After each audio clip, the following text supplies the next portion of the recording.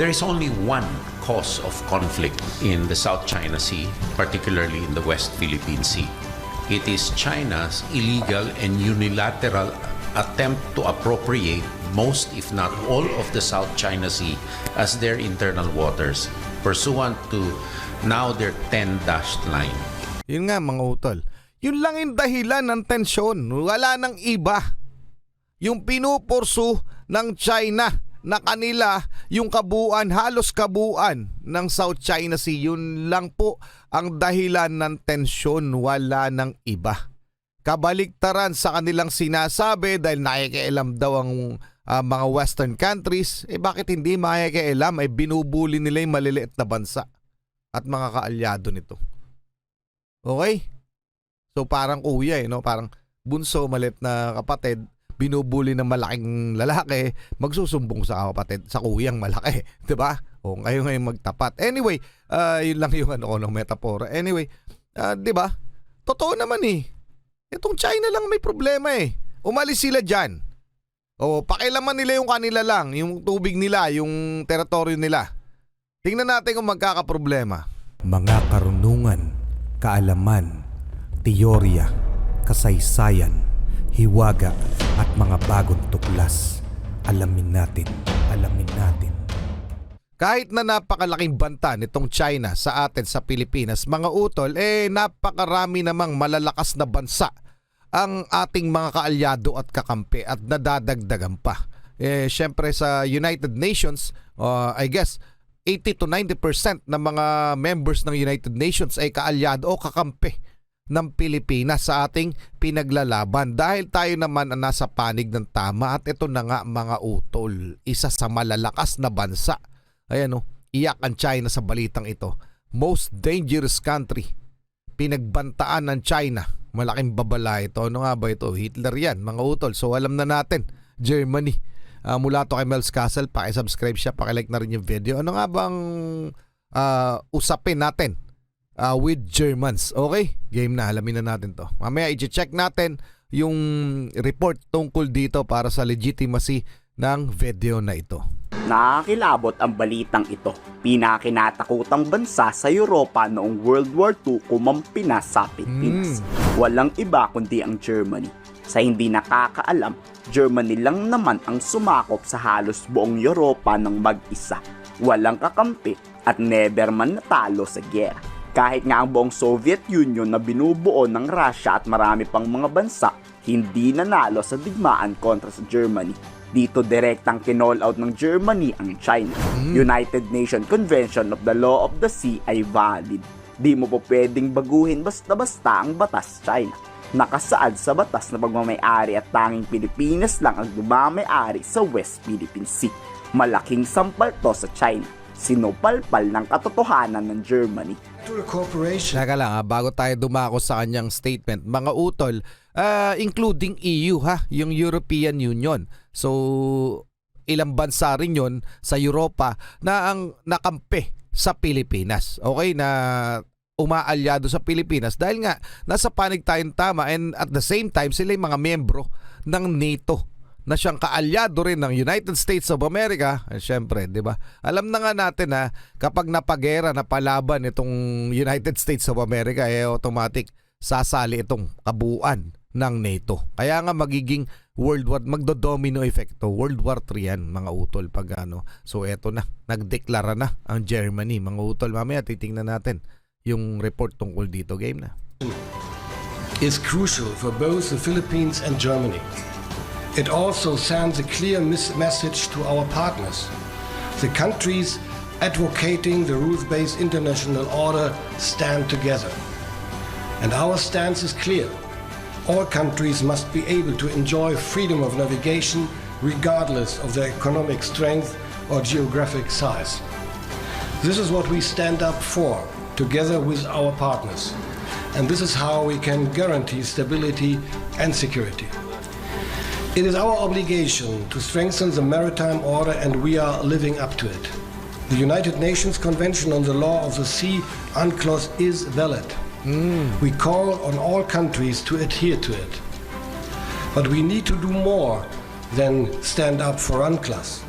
We need to contribute to de-escalation. This is only possible if we keep all channels of communication open, including those to China. Ayan mga utol, no?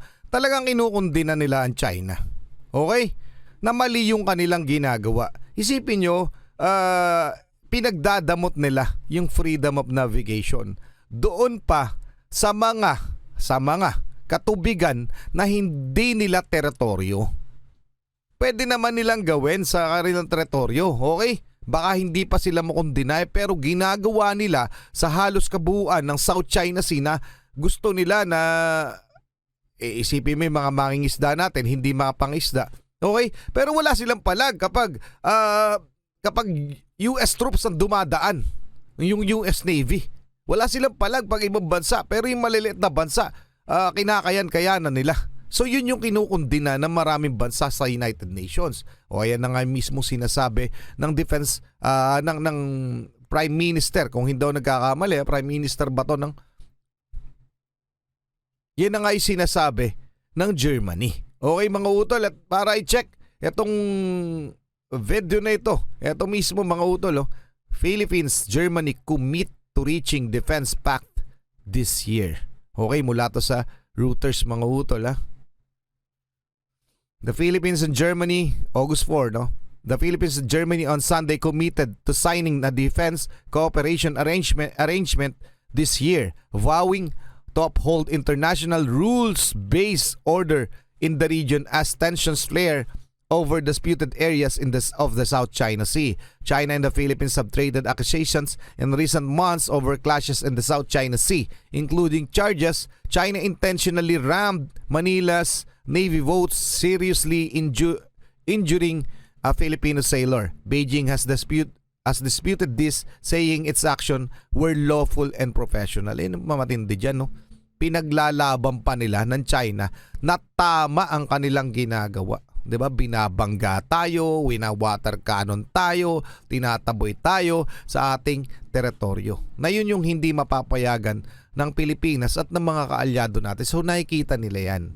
Kaya na rin kumakampi sa atin yung mga yan. Ito mula sa AFP, ayan, AFP Chief of Staff attend Philippines Germany bilateral meeting. Okay? Ang nakipag-meeting sa atin ay ang German Defense Minister si Boris Pistorius. Okay? Tama nga. Ito po yung Defense Minister ng Germany. Yan yung nagsasalita, mga utol. So anong masasabi nyo dyan? Pa-comment na lang, tuloy na muna natin. By participating in the Indo-Pacific deployment, we uphold the rules-based international order. At kung magkaroon man ng giyera sa South China Sea, West Philippine Sea, kasalanan at China lang ang dapat sisihin dito. Uhaw at hayok na hayok sa kapangyarihan ng China. Di raw hahayaan ng Pilipinas at kaalyado nitong bansa na maghari-harian dito si Xi Jinping. There is only one cause of conflict in the South China Sea, particularly in the West Philippine Sea. It is China's illegal and unilateral attempt to appropriate most, if not all, of the South China Sea as their internal waters, pursuant to now their 10-dashed line. Yun nga mga utol. Yun lang yung dahilan ng tensyon. Wala nang iba.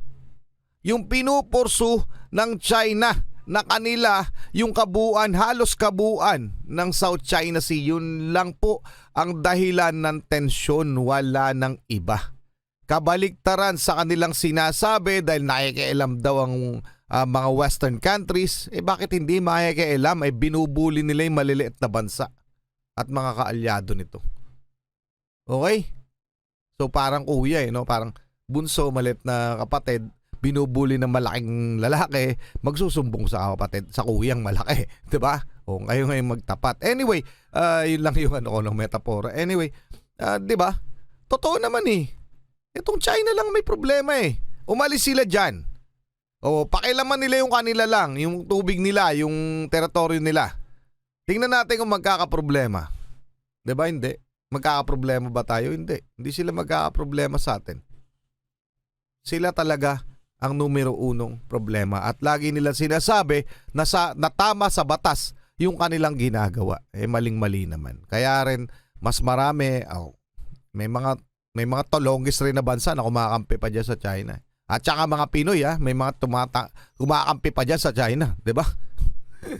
Comment din yung opinion, mga utol, tuloy na natin. On a nebulous and unfounded claim of historic rights. Yun. They always claim they have indisputable sovereignty and jurisdiction over Ulit, all no? these areas Tama. against all norms of international law. And that is the sole cause of tensions in the South China Sea. Yan Binaba talaga, totoo. Yun lang ang dahilan kung bakit may tensyon dito. Yung ginagawa ng China. At bakit hindi nila matigilan? Kasi kasama yan sa kanilang mga plano.